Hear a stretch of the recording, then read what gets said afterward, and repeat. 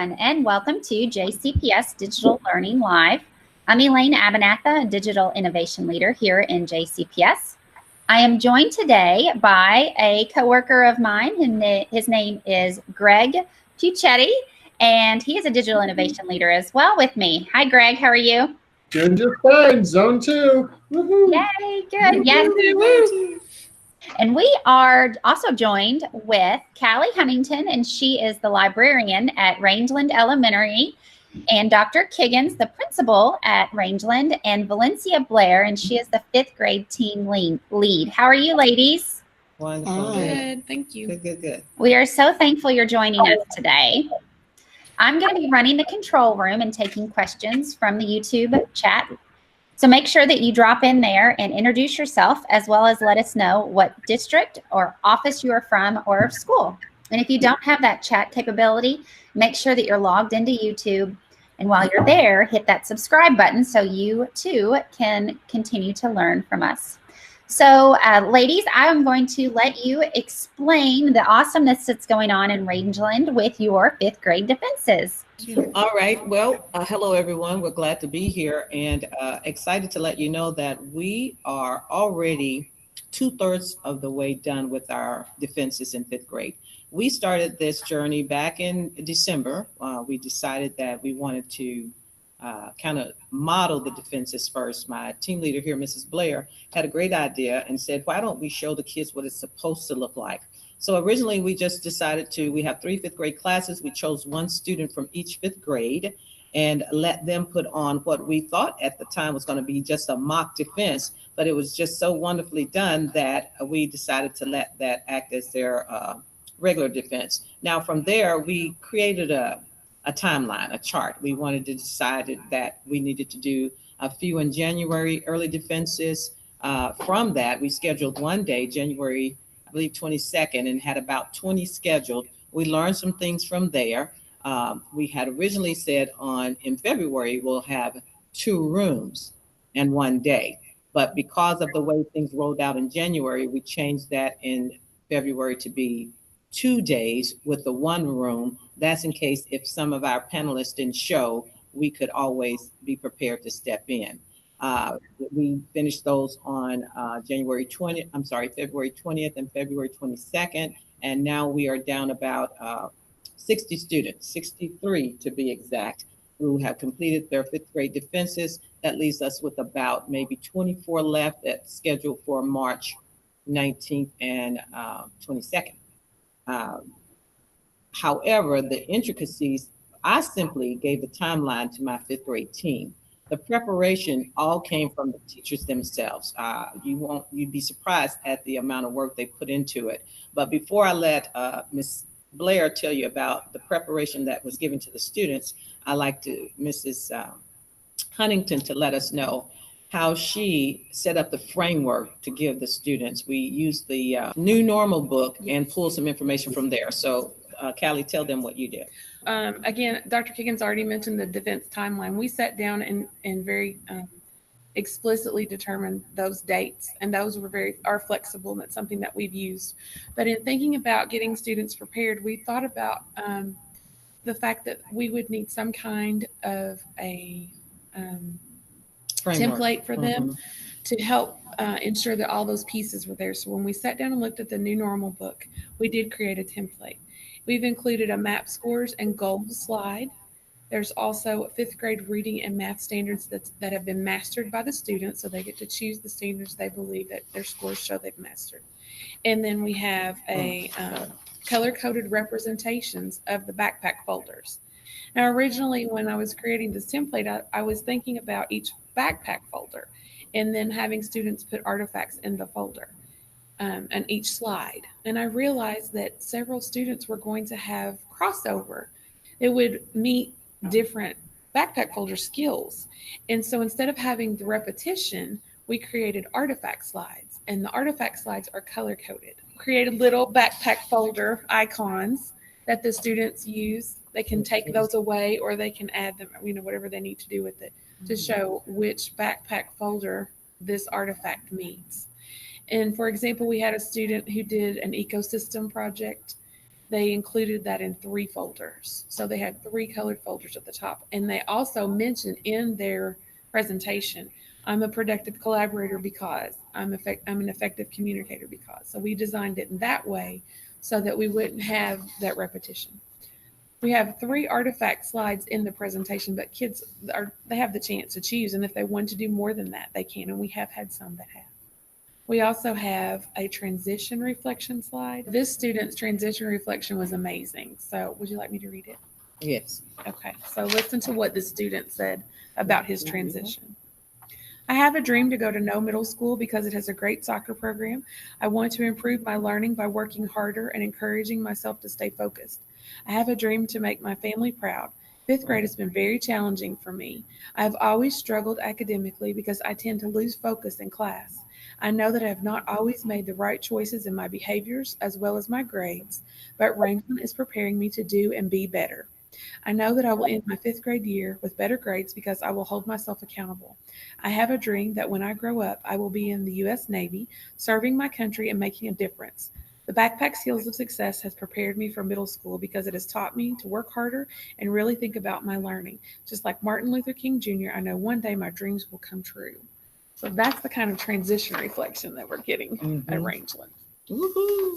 That is awesome. That is awesome. And have you seen that their demeanor and maybe their intrinsic value for learning has grown, or how have those students just seemed to blossom with these defenses? They actually have grown quite a bit, and they have really taken ownership, especially for the early defenders. They are becoming leaders in the classroom. They make sure that the other students are not falling behind. They help them in any way possible to help them with the defense or even help them in classrooms. Their behavior has toned down dramatically because they know it's very serious time right now, because we have a lot that we're doing on our plates, instruction, defenses, preparing for K-Prep and tests and things of that nature. So it has actually been for the best, even though it's been really hard going through the challenges, but it's been working really well. And I will add to that, we had maybe 2 or 3 students who were seriously frightened to death, to tears, before they got up. One of my ESL babies, well, 2 of them were ESL. So they were stuck with the dilemma of the language barrier, and then the fact that I'm having to get up and speak in front of people. But they persevered and they accomplished the task. And I think you could just see how proud they were when they finished. It was like, wow, I can do this. And so, yeah, I see a pep in the step, now, a little swag when they walk. We're talking about kids who are usually very shy, don't speak as much, but now they have blossomed, using your term, they have blossomed into their own, and knowing that they can fit, it gave them a sense of belonging. And I'm hoping that this will push on all the way through to K-Prep time. When you have those frightening skills of test time, test taking, or whatever, this task of defending publicly the way that they did will let them know that if they were able to get over this, they can accomplish anything. So I think, yes, it's making a great Yeah, I think the backpack defenses are just so important because it really makes the kids take it seriously, because they're going to be presenting oftentimes to people who are not, they don't even know. Right. And so it's like you said, it's a lot of pressure, but yeah, it's one of those things that once you do it once, it's you feel relieved and you feel confident at the same time.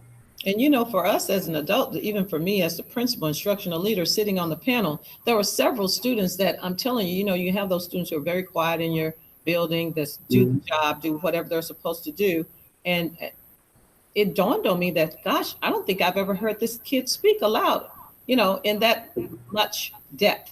You get to hear him say good morning or whatever like that. But it was several students that I thought, wow, I've never heard them speak so much and so eloquently.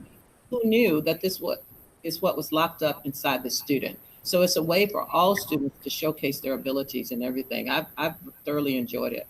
And I just want to add that another piece that we did is we brought 4th grade in and let them view 2 defenses as we were practicing, and let them understand what they're going to be looking for next year and the expectations that are set by these students and by the teachers in 5th grade, so they're prepared and then they know what type of artifacts that we're looking for. Because fifth grade, we had to build it and pull at the same time. They already have a jump start. So we just talked to them about being very serious about the artifacts that they choose, so that way they can expand on it for the next year. Yeah, and I'm not sure if you're doing this, but it would be great to showcase some of those fifth graders to the fourth and third and graders, so they can see what's coming, and that'll help build some excitement about it, and maybe even reduce some anxiety, because they're going to see kids that they see on an everyday basis walking the hallways and say, yeah, that kid did it, I could do it too. Absolutely. Yes, and also we shared with the fourth grade as well as fifth grade the rubric of scoring, so that way they're not thrown off when the panel asks them questions or the things they're looking for when they do receive their score. So when we did our first mock defense, all fifth graders were in there and they had to score. And since we had 3 classes, we switched what students, so there wouldn't be any biases. So that way they could give them a score and what they saw in the presentation.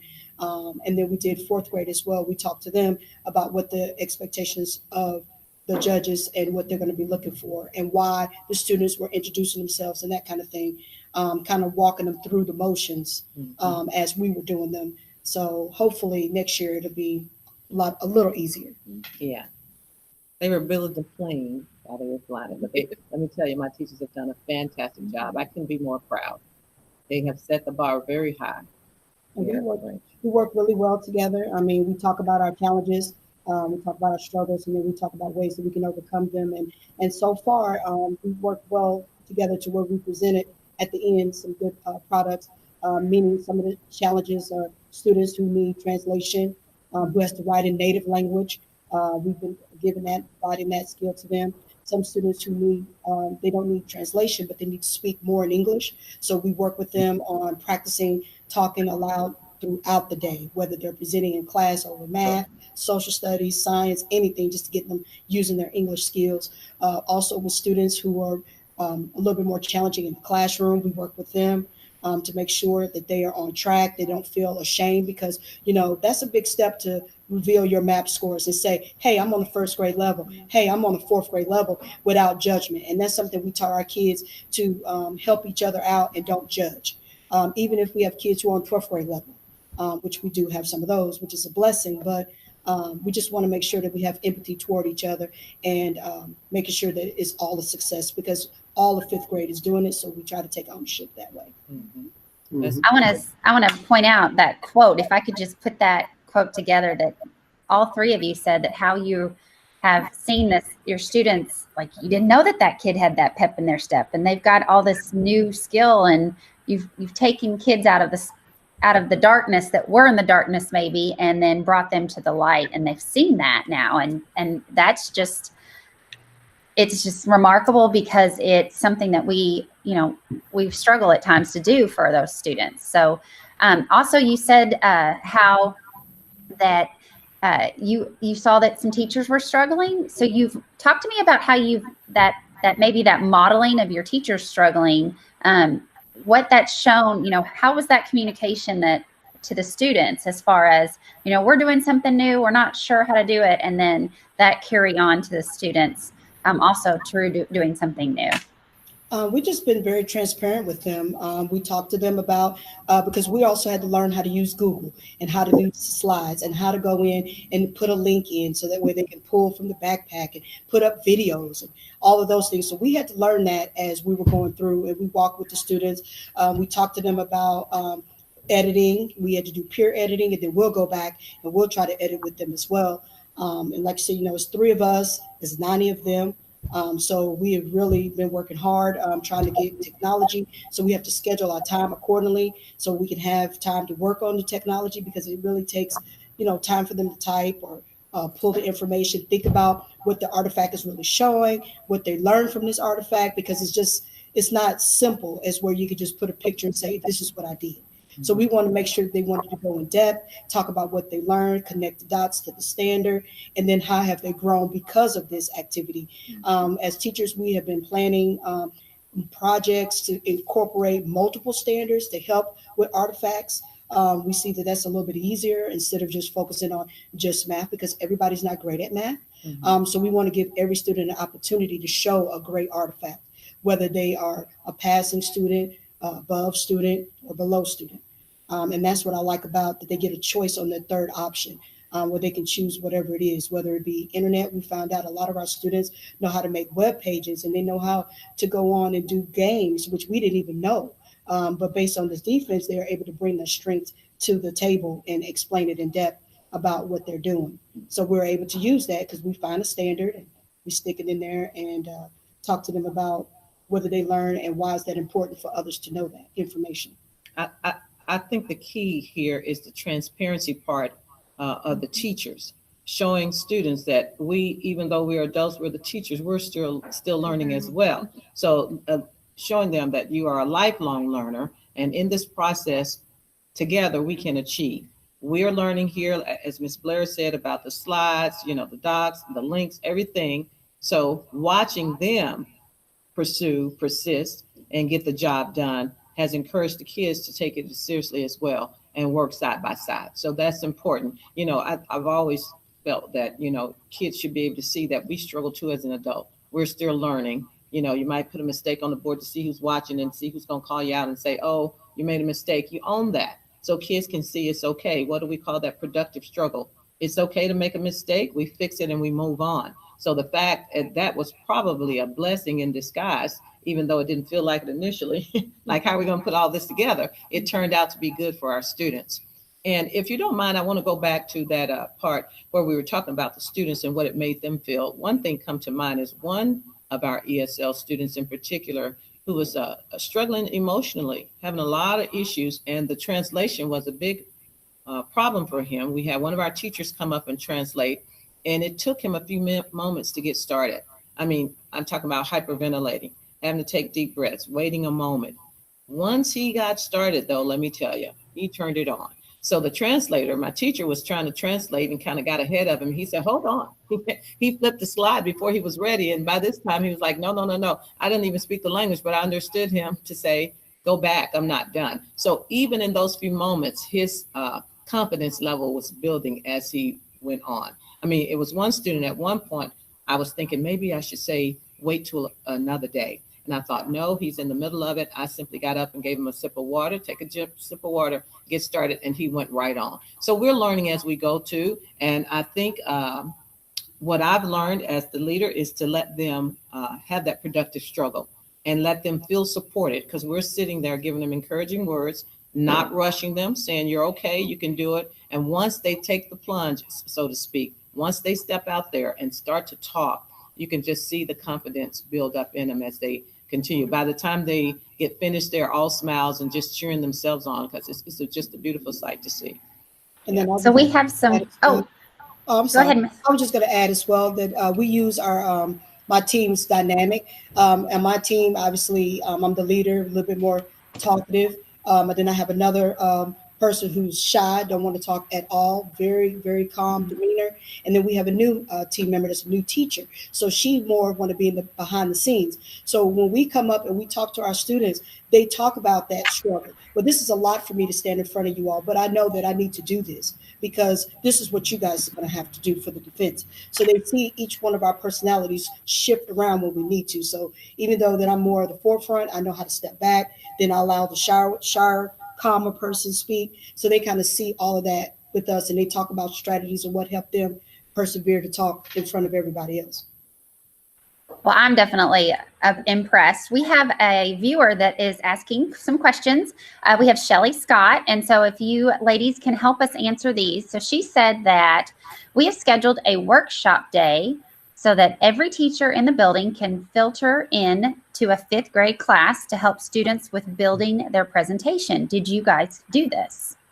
We did not do that, but that would be wonderful to have more hands and eyes for editing, looking at the artifacts, helping the students discuss the artifacts in detail, explaining to them about what they have mastered, because mastery is a very strong word of what you have completed in 5th grade. So that would be something that would be very helpful. Unfortunately, we just have not been able to do that in the building, but teachers have been very helpful outside of that. So if we need students to be into another classroom, they have stepped up without any problems. Hey, you can send them over here with me so you can focus in on the students that are getting ready for the defense. Or they'll come in and be a mock panel for us as well. We've done that. And I don't know if this person heard us say initially, the mock defenses really helped initially when the students were able to see what it's supposed to look like. You know what I mean? That gave them the sense of, oh, I can do it. And then the framework, because we kind of laid it out, said, if you can include these things, you see what I mean? That will help you and guide you through this process. So at this late date, I think the workshop model sounds fantastic. We just started earlier back in December with the modeling and giving them what to look for, had time to set up the framework and all of that. So it's not a bad idea to do that at this date and time, I think. Yeah, and one advantage that you have now is since you've already done a lot of your defenses, is that you could take those students who've successfully defended already and have them be mentors for other people. That's exactly what we've been doing. We do. Yeah. That's exactly. That's fantastic. Yeah. So I signed up for some of your defenses coming in March. So I'll be on the panel, and I can't wait to see the students. Good. We'd love to have you. Shelly Scott, who is from J-Town Elementary. Hi, Shelly. Glad you are joining us. She has asked if has anyone refused? She can think of a couple of students who may try it, but have you had students that have simply refused this process? No, we have not. The closest that we had was the breaking down, the crying. I don't know if I'm gonna be able to get this done. And like I said, with encouragement, we've really been there with them, whether they just be in the room by themselves, without an audience, to just get them warmed up. But just somebody just flat out not do it. We have not had one yet, and I'm gonna cross my fingers. So. Right. But right now, everybody has been on board working on it. They're excited because they are working peer to peer.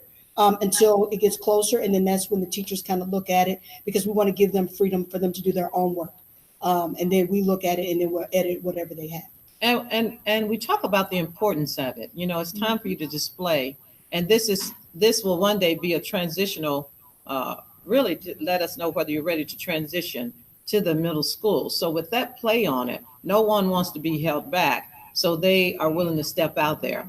We were really worried about the one kid I described to you because we knew we had been in conversation with mom. The baby was going through some things emotionally. So we were really worried that this one would be one to bow out. He did not. He got up there. The tears were there. The hyperventilation was there, but he never refused, which is why I'm glad in my spirit I said, no, just sit here. Because, you know, my mom instincts came out. I was ready to coddle and stop and say, okay, we can do it another day. But I had to sit there and be the leader and just wait patiently. And he got there. He persevered. Once he stepped out and started to talk, like I said, and the translator was kind of getting ahead of him. He was like, or was ready to change the slide before he was ready. He's like, no, go back. And so his confidence was building as we go. So I would, from the teacher's perspective and the principal, just say, you know, this is going to let us know whether you're ready for middle school. So if you don't want anybody to know you're ready for middle school, then maybe you'll be held back. And how are we going to know?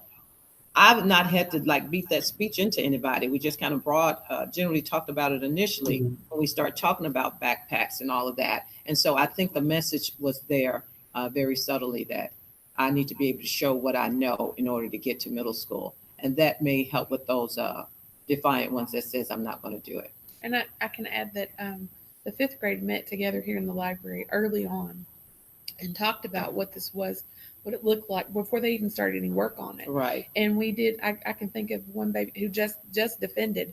She came up to the front and I was standing there holding her hand and prompting her. She was crying the entire time. She got up and defended like a champ. I mean, you would never know that this child had any trouble. So the fact that the teachers addressed it early on before they started the work was really a good foundation. It helped the kids to know this is serious. This is what you're going to have to do. Right. And you know that it's coming again in 8th grade and your senior year. Mm-hmm. So I think they're connecting those dots. This is just the beginning. So I may as well get started now and prepare myself for 8th grade and then my senior year. Yeah, this is so great for kids all around. I think back when I went to school, I don't think I ever had to stand up in front of a classroom until high school. Right. And even then, that was only in front of my high school peers. It wasn't in front of an unknown group of people who are going to come in and judge me. So to get those skills of public speaking down at the elementary school level, wow, that's just so fantastic. Yes, that's what my Gold Clarity coach and I said to our students, that we both have our doctors, as you know, and we had never had to do that until we were defending our dissertation. We didn't have to defend like you're talking about. Right. Maybe we stood up and did a presentation or Yeah. book report or something to that effect, but not a defense. So I think having said that to them actually gives them a little bit more confidence as well. You know, wow, guys, you're in 5th grade and you're doing this, and here we are adults, you know, whatever age we were when we got our doctoral degree was the only time we did that. And so that kind of words kind of gets around as well. Like, wow, look at us, you know, so you're right. Yeah. And the great part about it too is that they're defending work that they've already done. So it's not like they did some kind of research project on something that really they weren't experts on. They are experts on themselves. So that does help out a bit. So it's the work you guys are doing there is just fantastic. Yeah, thank you. I'm glad you said that though too, because now having done the defenses help us go back and say, now clean these artifacts up as well. You know, initially everybody was trying to be compliant and get some things in there, but now they see the seriousness of the defense and becoming that expert like you're talking about. I need to go back and pull some things and tweak and fix it so I can tighten it up for my defense. And it helps them give a better understanding of what the artifacts are all about in that backpack.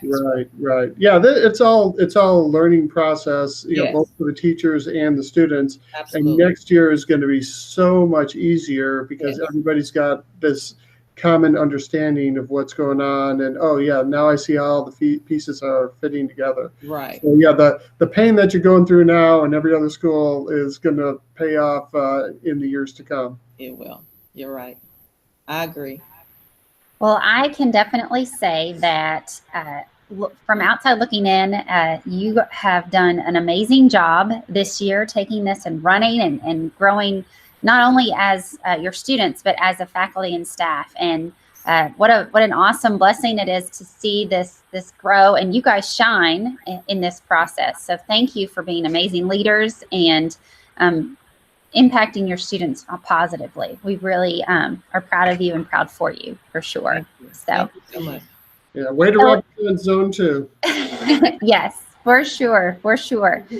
So if that's all that we have today, I want to thank again our guests for joining us. And if you would like to stay connected to the JCPS digital learning work, you can receive on-demand video support by subscribing to our JCPS digital learning channel on YouTube. And all you have to do is click that subscribe button. Also, you can follow and contribute to the hashtags on Twitter, JCPS Backpack, hashtag We Are JCPS, and hashtag Power of Pause. And at 4:30, discussing culturally responsive teaching practices with Christy O'Bannon, Mary Barnes, who is the District Racial Equity Committee. So until then, everyone have a great day, and we'll see you tomorrow.